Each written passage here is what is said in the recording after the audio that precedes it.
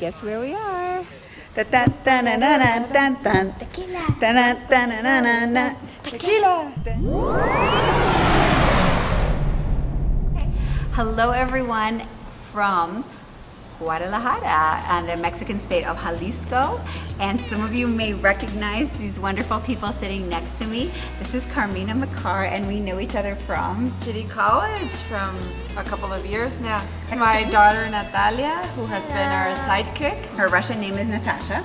Yes, she goes by that too. So we went to Tequila.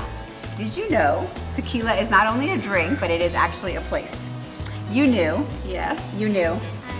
I think I just figured it out. Oh, okay, good. Well, you and me are on the same page. We're in the centro right now. Here you see some mariachi players in the town center. A lot of recycling I see that goes on here. Part of the art, you see that with the heart.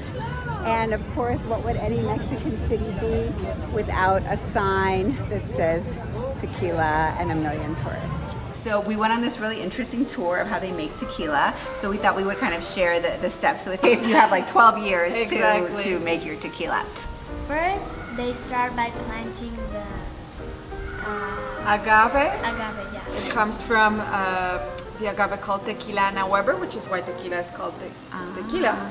And there are 300 varieties of agave. 300? 300. Wait for it to grow like 4 years. 9 years. People that are called Voladores take out the ground and the leaves. Then they just cut it into what's called a piña, which is a pineapple. It's not exactly, I don't know, maybe it looks a little like a pineapple, like the outside, but it's quite big. And then they put it in an oven, like a big, huge sort of stone oven, and they steam it. Yes. Then they extract the mosto or juice from it. Some places they used to use a horse, and in some places, I've seen in Oaxaca, for example, they still do because it's a similar process. Now they use machines. It's more like modern. Much more modern, much more efficient, but less traditional. And then the fermentation process, right?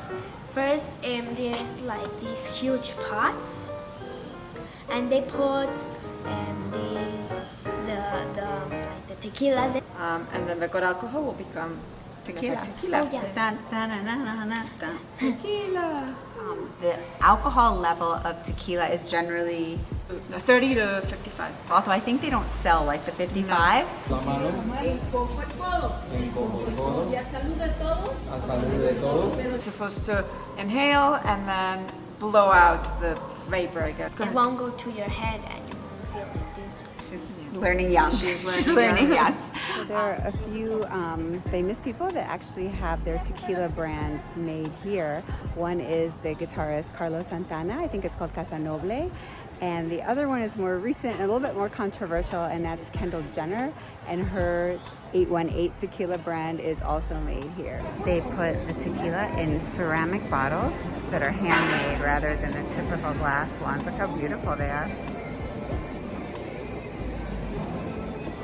We finally get to try tequila, pero sin alcohol.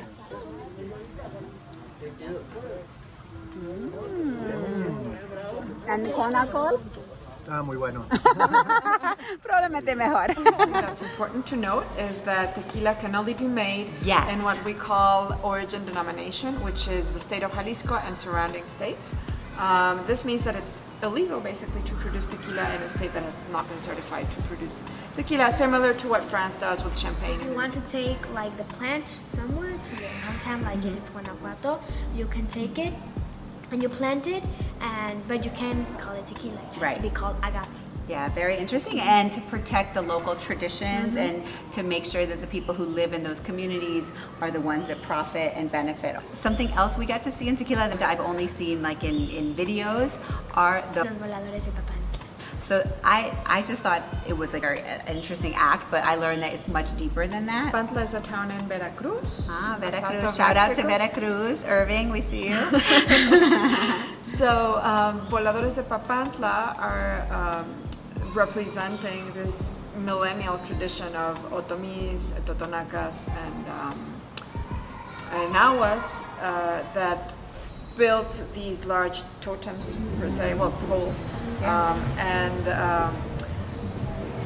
designed this ritual. It's a religious ritual in which they climb to the top of the pole, and then they pray, they chant, they have a special instrument, a drum, and then they jump down as they circle around the pole. And that has a specific significance to them. A way of sharing their traditions, but also maintaining their religion. I love that. I had no idea it had religious roots. In Tequila, they don't miss a beat. Here is a parking garage, but you can also get some tequila before you head off on your journey. The tour of Jalisco continues. We're in Guachimontones, and just after a big climb in one of the circular pyramids. I think it's the only one in the US. So we're excited to see them. We're a little less excited to climb them because it's a little hot, but we made it, and there's no water here, but we're gonna persevere. As you can see by the rope, we're not allowed to climb it. We got some breaking news. So the pyramid is divided in 5 stages or 5 platforms, each one in connection to Los Voladores. I love how it's all interconnected. Thank you for showing me around Guadalajara, Chapala, Tequila. Such an amazing time, and everyone should visit Carmina. Tequila! Yay!